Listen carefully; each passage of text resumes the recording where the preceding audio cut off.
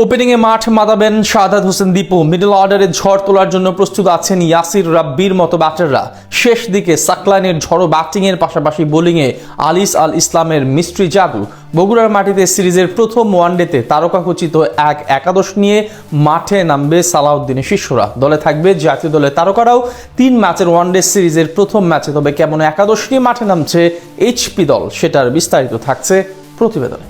ঘরের মাঠে টাইগাররা যখন অজিদের বিপক্ষে ব্যস্ত সময় পার করবে, তখন বগুড়ায় জিম্বাবু এই দলের বিপক্ষে মাঠে নামবে মোহাম্মদ সালাউদ্দিনের শিষ্যরা। এইচপি দলের হয়ে সেখানে দুটো ওয়ানডে ম্যাচে মাঠে নামবে আকবর আলী, আব্দুল গাফফার সাকলাইন, আলিস আল ইসলামরা। ওপেনিং জুটিতে দেখা যেতে পারে জাকির হাসান ও শাহাদাত হোসেন দীপুকে। জাতীয় দলের জার্সিতে ওপেন করার পূর্ব অভিজ্ঞতা রয়েছে জাকিরের, তবে টাইগার ওপেনারদের ভিড়ে নিজের জায়গা হারিয়েছেন এই বাহাতি। তাই তো এখন নিজের পুরনো ছন্দ ফিরে পেতে এইচপি দলের জার্সি গায়ে জড়াবেন জাকির। চলমান ডিপিএল ও রানের দেখা পাচ্ছেন এই তারকা ব্যাটার। 7 ইনিংসে প্রায় 50-এর এভারেজে জাকিরের ব্যাটে এসেছে 345 রান। অন্যদিকে দীপু তো আছেন নিজের সেরা ফর্মে। প্রাইম ব্যাংকের জার্সি গায়ে প্রায় 70-এর বেশি এভারেজে দীপু 8 ইনিংসে করেছেন 491 রান। জিম্বাবুয়ে দলের বিপক্ষে তাই ওপেনিং এর এই দুই ইনফর্ম ব্যাটারের উপরই ভরসা করবে এইচপি দল। 3 নম্বর পজিশনে থাকতে পারেন অমিত হাসান। কদিন আগে এই টেস্ট স্কোয়াডে সুযোগ পেয়েছেন এই তারকা, যদিও টাইগার মিডল অর্ডারের ভিড়ে সুযোগ মেলেনি অমিতের। এবার এইচপি দলের জার্সিতে জিম্বাবুয়ের বিপক্ষে ব্যাট হাতে ঝড় তোলার অপেক্ষায় এই তারকা।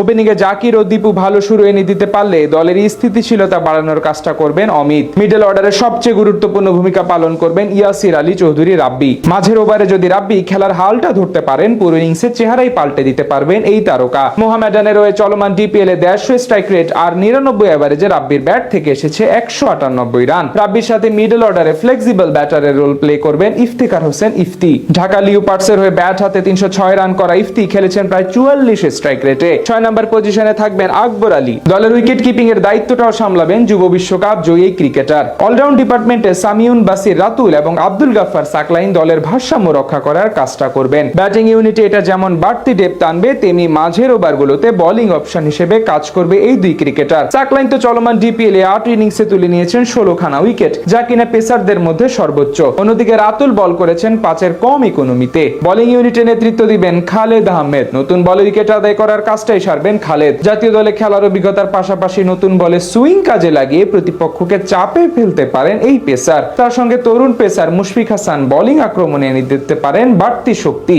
স্পিন ইউনিটে জিম্বাবুয়ের ব্যাটারদের নাকানি চুবানি খাওয়ানোর কাজটা করবেন আলিস আল ইসলাম। প্রাইম ব্যাংক ক্রিকেট ক্লাবের হয়ে 8 ইনিংসে আলিসের ঝুড়িতে গেছে সর্বোচ্চ 22টি উইকেট। মিস্ট্রি স্পিন দিয়ে সফরকারী ব্যাটারদের কাবু করবেন এই বোলার। আগামী 8 জুন জিম্বাবুয়ে এই দলের বিপক্ষে প্রথম ম্যাচে মাঠে নামবে এইচপি দল। দ্বিতীয় ম্যাচ মাঠে গড়াবে 10 জুন। দুটি ম্যাচে অনুষ্ঠিত হবে বগুড়ার মাটিতে। সিরিজের শেষ ম্যাচ অনুষ্ঠিত হবে রাজশাহীতে।